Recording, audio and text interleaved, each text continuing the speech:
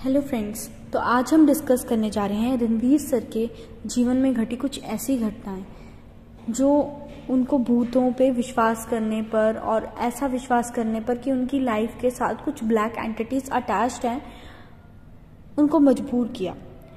तो उन्होंने ये पूरा डिस्कशन अपने चैनल पर भी किया है, पर उन्होंने ये सब बातें इंग्लिश में शेयर करी हैं। तो उस चीज़ को हम हिंदी में शेयर करने के लिए अपने हिंदी लवर्स के लिए अपने इस चैनल पर लेके आए हैं। और आप लोगों की जिम्मेदारी है कि आप इसमें एंड तक बने रहिए, क्योंकि हर एक पॉइंट पे आपको आके ऐसा रियलाइज होगा कि अब स्टोरी खत्म है, अब अरे ये तो फेक चीज़ थी, कोई बात नहीं, ये खत्म होगी। बट आपको हर एक पल के साथ ये एहसास होता जाएगा कि नहीं, ये रियलिटी है और इसमें कुछ ना कुछ सच्चाई ज़रूर है। तो आइए, मेरा नाम है मुस्कान और मैं आपका स्वागत करती हूँ अपने इस हॉरर केव्स की छोटी सी दुनिया में। और प्लीज़ अपना सपोर्ट हमें दीजिए, please like share and subscribe. और कहानी शुरू होती है वहाँ से, जब वो बताते हैं कि जब वो बच्चे थे तो उन्हें ऐसा लगता था कि उनके आसपास हम आम आदमियों के अलावा भी और कुछ है, कुछ ऐसा जो उन्हें दिखता नहीं है, बस महसूस होता है। तो तब उनकी ज़िंदगी में एक समय ऐसा आया जब उन्हें हॉरर मूवीज़ का पता चला। उन्हें पता चला कि घोस्ट नाम की, भूत नाम की भी कोई चीज़ होती है और भूतों से उनका सामना कहीं और कहीं नहीं, अपने उसी घर में हुआ जहाँ वो पले बड़े, उनके बाबा दादा ने वो घर बनाया था, वहीं उन्हें इस चीज़ का एहसास हुआ।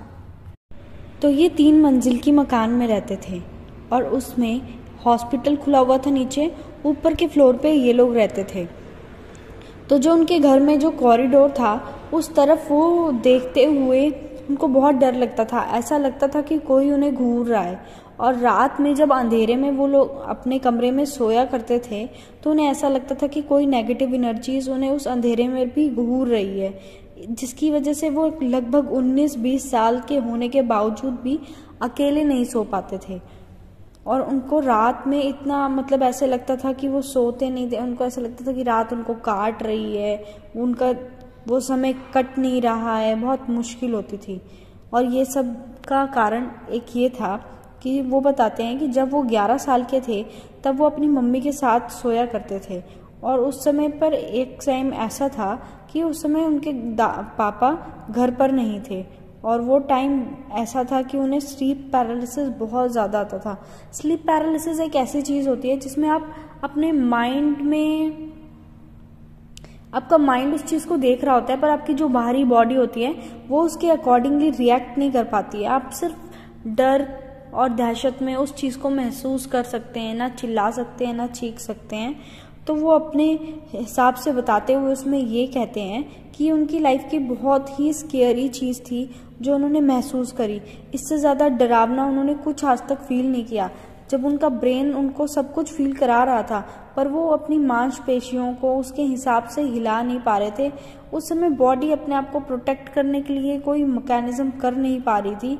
पर वो ऐसा बोलते हैं कि बॉडी उनकी जो थी वो अपने आप को बचा रही थी उस गलत चीज़ों को रिएक्शन देने से, ताकि वो मूव ना करें, आंखें ना खोलें और चिल्लाएं ना, ताकि दूसरी शक्ति को ये एहसास ना हो कि उसको लेटे हुए आदमी ने जान लिया है। पर कई लोगों का ऐसा भी मानना है कि ये हमारी बॉडी उन शक्तियों के आगे कमज़ोर होकर काम नहीं कर पाती है। उनका कहना ये भी है कि इन शक्तियों की वजह से हमें कुछ नाइटमेयर्स, ऐसे नाइटमेयर्स मतलब कि भूतिया सपने, डरावने सपने हमें ऐसे भी आते हैं जो हमारे दिमाग में कंफ्यूजन पैदा कर देते हैं कि हम रियल वर्ल्ड में हैं या सपनों की दुनिया में हैं। हमें यही समझ नहीं आता कि हम अरे सपने में ये सब हो रहा है या रियल में। तो इनकी ज़िंदगी में कई बार इनको स्लीप पैरालिसिस हुआ, पर एक बार ऐसा हुआ कि जो बहुत भयंकर था और जो वो आसानी से भूल भी नहीं पा रहे थे। अक्सर उनके साथ अंधेरी रातों में ये काम होता रहता था कि वो आंखें खोलते थे, उन्हें कमरे में दिखता था कि कोई शैडोई फिगर है जो चल रही है इधर से उधर, उन्हें घूर रही है। वो चिल्लाना चाहते थे, चिल्ला के अपनी मम्मी को बताना चाहते थे सबको, पर उनकी ना तो चिल्लाहट निकल पा रही थी, ना आंखें बंद करने की जो कोशिश थी वो भी नहीं हो पाती थी कि वो आंखें बंद कर लें। बड़ी मुश्किल से वो आंखें बंद करके कंबल ओढ़ के अपने आप को बचाया करते थे। ऐसा वो सोचते हैं कि हमने ढक लिया अपने आप को तो हम महफूज हो गए। अब जब एक रात ऐसी थी कि वो अपनी मम्मी के साथ सो रहे थे, तब ये स्लीप पैरालिसिस उन्हें दोबारा से हुआ और ये सबसे भयंकर और खतरनाक था। इन्हें कहते हैं कि ये आज तक अपनी ज़िंदगी में इस स्लीप पैरालिसिस को भूल नहीं पाए।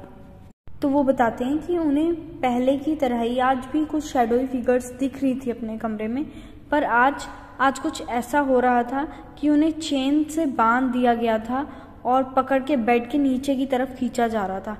ये सारा फोर्स वो अपनी बॉडी पे महसूस कर पा रहे थे, पर ना ही कुछ बोल पा रहे थे, ना ही बस चिल्ला पा रहे थे और किसी भी तरह अपनी मम्मी को नहीं बता पा रहे थे। और उस समय वो जो शैडोई फिगर्स थी वो कुछ बोल रही थी, जो कि उन्हें याद नहीं पूरी तरीके से, बस उन्हें ये समझ में आ रहा था कि वो किसी लेडी का वेलकम कर रही थी जो कि उनकी क्वीन थी और जोर जोर से उसकी तारीफें पढ़ रहे थे वो लोग। पर उन्हें ये समझ नहीं आ रहा था कि ऐसा क्या बोल रहे हैं वो, पर वो इस चीज़ को महसूस कर सकते थे कि वो उसकी तारीफ कर रहे हैं। और आज भी जब उन्हें वो चीज़ें याद आती हैं तो उनके एक एक रोंवे खड़े हो जाते हैं। और सडनली फिर वो जो औरत होती है वो उन्हें जब पूरी तरीके से जो उनको समय दिखाई देती है वो ऐसी होती है कि वो बिल्कुल पेल होती है, उसकी कोई कलर नहीं होता, उसके बाल बड़े ख़राब से होते हैं, उसकी स्किन का टोन बिल्कुल ख़राब हो चुका होता है, उसकी स्किन पे पैचेस होते हैं, स्किन निकल रही होती है जैसे कि आग से जलने के बाद निकल रही होती है। और फिर इन्होंने आंखें खोल के उसे देख रहे थे और दूसरी तरफ उसकी एक आंख पूरी बालों से ढकी हुई थी और ऐसा लग रहा था कि मतलब बहुत उन्हें डरावने चीज़ें, और उसकी आंखों को रंग लाल हो रखा था। ऐसी चीज़ों से उनको बहुत ज़्यादा डर लग रहा था। वो अपनी गर्दन भी इधर उधर हिला नहीं पा रहे थे कि वो उसे ना देखें, उसकी आंखों की तरफ ही देखी जा रहे थे और उसकी आंखों से ऐसा लग रहा था कि जैसे वो उन्हें खा ही जाएगी। वो अपनी मम्मी को बार बार बताने की कोशिश कर रहे थे जो कि उनके बगल पे ही सो रही थी, पर उनकी सारी कोशिशें नाकाम हो रही थी क्योंकि वो ना तो अपने हाथ पैर हिला पा रहे थे, ना ही मुंह से कोई आवाज़ निकाल पा रहे थे। बस वो चाहते थे कि इस समय ये इस चीज़ों से वो बच जाएं, पर ऐसा नहीं हो पा रहा था। तो क्या हुआ कि वो जो लेडी थी जिसकी तारीफों के पुल बांधे जा रहे थे वो आके इनकी छाती पर बैठ गई। उसका एक एक हाथ इनके जब ऊपर वो फेर रही थी, इन्हें वो सब महसूस हो रहा था और इन्हें बहुत अनकंफर्टेबल हो रहा था। उसका पूरा वजन इनकी छाती पर महसूस कर पा रहे थे ये। उसकी जो उंगलियां उसकी छाती पर चल रही थी, वो इतना गंदा फीलिंग उन्हें आज तक कभी ज़िंदगी में नहीं आई।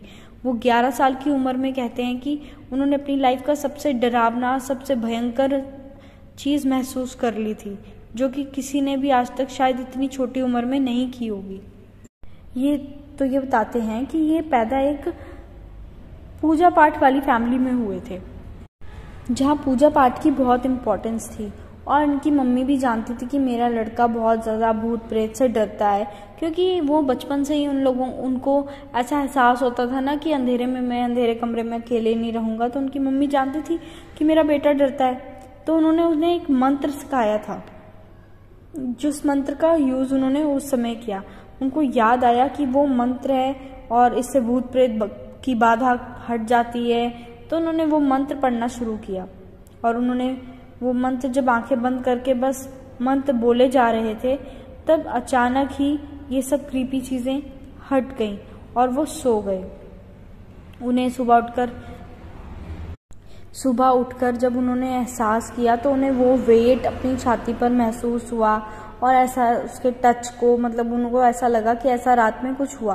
पर उन्होंने सोचा कि शायद कोई हेलुसिनेशन थी मेरे साथ, मतलब कि कोई मैंने सपना देख लिया था, या वही स्लीप पैरालिसिस जिसको उन्होंने आम तौर पे समझा था कि ये कोई आम बात हो गई होगी आज। चलो, तो ये वो पॉइंट था जब हमें रियलाइज़ हुआ कि अरे ये तो सिर्फ एक सपना था जिसको वो एक भूत का रूप देकर बता रहे थे। पर नहीं फ्रेंड्स, इसके आगे की स्टोरी और भी भयानक है। अगर आप उसको समझ सकेंगे तो आप जानेंगे कि लाइफ में अगर कुछ चीज़ें ऐसी आपको पता चलें तो आपकी लाइफ बहुत मुश्किल हो जाती है। खासकर उस घर में रहना आपके लिए बहुत मुश्किल हो जाता है जिस घर में आप बचपन से रह रहे हैं। तो क्या होता है कि 2 साल बाद वो ना टीवी देख रहे होते हैं, तो टीवी में डिस्कवरी चैनल पे एलियन एब्डिकेशन के बारे में बताया जा रहा होता है। मतलब कि जब दूसरी दुनिया से लोग आते हैं या भूत प्रेत, उनके बारे में बताया जा रहा होता है। जो रियल लाइफ में लोगों को एक्सपीरियंस होते हैं उनको रिक्रिएट किया जा रहा होता है उस एपिसोड में। तो उस समय एक जापानीज फिनोमिनन के बारे में बात होती है, जो कि सपने में आके लोगों को स्लीप पैरालिसिस की कंपनी देती है। तो वो सेम ऐसी चीज़ें थी उसमें, एक आँख पूरी बालों से ढकी हुई, छाती पे बैठना एक चुड़ैल का, और वो ही सब जंजीरों से बंधना, और उन सब सारी चीज़ें डिट्टो थी जो वो अपने सपने में आज से 2 साल पहले देखे थे। तो उनको ये रियलाइज़ होता है कि मैंने सिर्फ सपना नहीं देखा था, उसमें शायद कुछ सच्चाई थी। उसमें ये बताया जाता है कि ये एलियंस होते हैं, ये लोगों के ऊपर एक्सपेरिमेंट करने आते हैं और इनको उनकी परसेप्शन को बदलने आते हैं, मतलब हमारी सोच को बदलने की कोशिश की करते हैं वो लोग, इस तरीके के कुछ रिचुअल्स को परफॉर्म करके हमारे ऊपर। और वो ये कहते हैं कि उस वुमेन का जो प्रिडिक्शन वहाँ पे रिक्रिएट किया गया था सीरियल में, सेम था, same eyes, same burn skin, उसकी जली हुई स्किन, उसके गंदे कपड़े, उसकी जो वो पेल सी आईज थी रेड कलर की, जो वो सब देखा था, जो कि इन्होंने तो जाहिर सी बातें नहीं शेयर किया था, वो उस चीज़ों को देखकर महसूस कर पा रहे थे कि वो सब चीज़ें सच थी जो उन्होंने अपने 2 साल पहले महसूस करी थी, और आज भी उन्हें थोड़ा बहुत इस चीज़ का एहसास होता था, पर अब उतना भयंकर नहीं था जो उन्होंने 11 साल की उम्र में देख लिया था।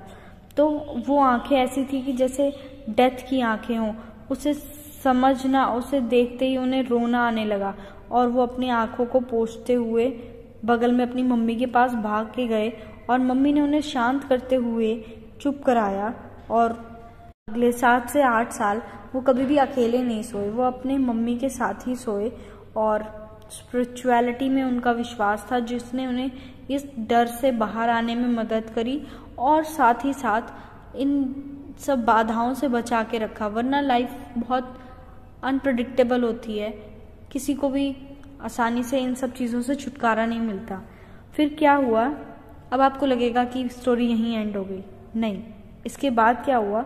22 इयर्स के वो हो चले थे, और अब वो मेडिटेशन खूब करने लगे थे। हम लोगों को भी करनी चाहिए ना, इससे याददाश्त बहुत अच्छी होती है। और आज मुझे नई बात पता चली इसमें कि इससे नेगेटिव एनर्जीज भी हमसे दूर जाती हैं। तो क्या होता है, 22 साल की उम्र में ये मेडिटेशन खूब करने लगते हैं, और इनका एक फ्रेंड होता है जो इनके साथ ये मेडिटेशन किया करता है। वो इनके इस बियर बाइब्स के को फाउंडर है, जो उनके साथ मेडिटेशन करते हैं। 2-3 साल से ये लोग ऐसा करते रहते थे। ये अपनी गराज में कभी काम कर लेते थे, और बिल्डिंग के अंदर ही बैठकर ये अपना टाइम मेडिटेशन किया करते थे रात को। तो आज इन्होंने सोचा कि रात को सोने से पहले हम मेडिटेशन करेंगे, और जो ये रात के 12 बजे के बाद की मेडिटेशन होती है, ये बहुत ही डीप और पॉजिटिव होती है। तो दोनों ने डिसाइड किया कि आज रात को ना हम मेडिटेट करते हैं। अब रात के 12 बजे के हो रहे थे, अब ये डीप मेडिटेशन में चले गए थे, और उस समय इन्हें बहुत अच्छा फील हो रहा था, बहुत पॉजिटिव फील हो रहा था। बट कुछ समय बाद कुछ ऐसा हुआ कि इन्हें बहुत नेगेटिव वाइब्स आने लगी, और जो कि उस समय क्या होता है, जब हम डीप मेडिटेशन इतनी लेट कर रहे होते हैं, तो जो भी हमारे सराउंडिंग्स में मेडिटेशन कर रहे होते हैं, हम लोग आपस में एक दूसरे की वाइब्स को शेयर करते हैं। तो ऐसा ही जैसे इन्हें नेगेटिव वाइब्स आ रही थी, अब तो इन्होंने सोचा कि ये मेरे साथ ही हो रहा है, मुझे डार्क सा फील हो रहा है, बहुत ज़्यादा ख़राब लग रहा है, पहले वाली जैसी कंडीशन हो रही है। वही कंडीशन जो 11 साल पहले इनके साथ हुआ था, सेम वैसी फीलिंग्स इन्हें आ रही थी। अब दोबारा इन्होंने फिर अपना वही मंत्र चैंट करना शुरू किया, और अपनी पूरी शक्ति से मेडिटेट किया, अपने दिमाग को इधर उधर भटकने नहीं दिया, और नेगेटिव एनर्जी उस रूम से निकल गई। अब वो जो रूम से निकल गई, तो नेगेटिव एनर्जी के निकलते ही उन्होंने अपनी मेडिटेशन को रोका, और जैसे ही आँख खोली तो दोनों दोस्तों ने एक साथ वो एक ही बात बोली, क्या तुम्हें भी वही फील हुआ था जो मुझे फील हुआ था? मुझे बहुत नेगेटिव वाइब्स आ रही थी। तो इन्होंने भी बोला कि हाँ, मुझे भी बहुत नेगेटिव वाइब्स आ रही थी। अब इनके फ्रेंड और इनके जो एक फ्रेंड थे, क्या बोलते हैं कि वो ना आते हैं एक बार इनसे मिलने, इनके दूसरे फ्रेंड, कि हाँ भाई अनायास ही कुछ बातें हो जाती हैं ऐसी जो हमारी ज़िंदगी में प्लान नहीं होती, ऐसा जैसे कि भगवान ने उन्हें हमारे लिए प्लान करके रखा हो। तो क्या होता है कि इनके जो फ्रेंड होते हैं, वो जो उनके पास ना बहुत साइकिक पावर्स होती हैं। कई लोग ऐसे होते हैं ना जिन्हें बहुत नेगेटिव एनर्जीज वगैरह फील हो जाती हैं, और पॉजिटिव एनर्जीज भी। तो वो लोग उनमें से ही कुछ थे, उनका एक दोस्त, तो क्या बोलता है कि वो आता है, वो इनको मिलता नहीं है, मतलब कि जैसे रूम में आए थे मिलने तो वो मिलता नहीं है, तो वो फिर अंदर अंदर चला जाता है और वो जो नेगेटिव एनर्जीज थी उस रूम की वो उन्हें अपनी तरफ अट्रैक्ट कर रही थी, तो वो उधर ही उसके पीछे पीछे चले जाते हैं और जाके उसी कमरे में रुकते हैं जहाँ पर इनके साथ 11 साल की उम्र में वैसा इंसिडेंट हुआ था। और वो ये वही रूम था जहाँ पे कल ये लोग रात को मेडिटेट कर रहे थे। तो क्या होता है कि अब वो उनसे मिलने के लिए ऑफिस की तरफ आता है और उनसे बोलता है कि इस रूम में जाना नहीं, और इस रूम में कोई सिद्धि ऐसी है, कोई चुड़ैल है जो कि किसी इंसिडेंट की वजह से यहाँ अटक गई है और वो बहुत नेगेटिव है। वो ये भी बताते हैं सिर्फ एक नेगेटिव एनर्जी नहीं, यहाँ पे कई सारी नेगेटिव एनर्जीज हैं, कई सारे डीमंस हैं, जो घोस्ट हैं, जो इस जगह पे अटैच हैं, और तुम लोग इसलिए बच गए क्योंकि तुम लोग मेडिटेशन कर रहे थे और वो डीमन को तुम बाहर निकाल पाए इस कमरे से। तो वे लोग शॉक में चले जाते हैं क्योंकि इन्होंने ऐसा कुछ बताया ही नहीं था अपने दोस्त को। और फिर क्या होता है, उन्हें याद आता है रणवीर सर को कि इनके दादाजी ने ही ये बिल्डिंग बनवाई थी, वो ही इसके ऑनर है, इससे पहले तो कुछ भी नहीं था यहाँ पे। तो वो बोलते हैं कि 1960 में ये हॉस्पिटल चलाया गया था। तो वो इसका पता करने के लिए ना अपने दादा के पास जाते हैं, तो उनके दादा बताते हैं कि उनके एक पेशेंट थे, जब ये पहली बार शुरू हुआ था तो उनके पेशेंट को भी ऐसा फील हुआ था, उनकी छाती पर कोई बैठी है, कोई उनको बेड से फेंक रही है। तो ऐसा पेशेंट के साथ हुआ, एक के साथ हुआ, दो के साथ हुआ, फिर अक्सर उन पेशेंट्स के साथ ऐसा होता था कि कोई वुमेन उनको उठा के बिस्तर से फेंक रही है, कोई कुछ कर रहा है, उन्हें बहुत अजीब सा हो गया था वहाँ पे। फिर उसके बाद क्या होता है कि जो उनका फ्रेंड होता है वो बोलता है कि अब आप लोग ना इस रूम पे डेली पूजा करवाइए अच्छे से, क्योंकि हाँ बहुत सारी नेगेटिव एनर्जीज का राज्य है और उसे हटाने के लिए आपको डेली यहाँ पे पूजा करनी पड़ेगी। तो रणवीर सर बताते हैं कि वो आज भी वहाँ बहुत अच्छे से पूजा करते हैं, क्योंकि उस रूम में कुछ नेगेटिव वाइब्स हैं जो कि उनकी लाइफ को खराब करने की कोशिश करा करती हैं। पर इससे हमें ये पता चलता है कि चाहे नेगेटिव एनर्जीज कितनी भी स्ट्रांग हो, बट पॉजिटिव एनर्जीज के आगे वो हार जाती हैं जब वो अपने भगवान पर पूरा भरोसा रखते हैं। तो इसी के साथ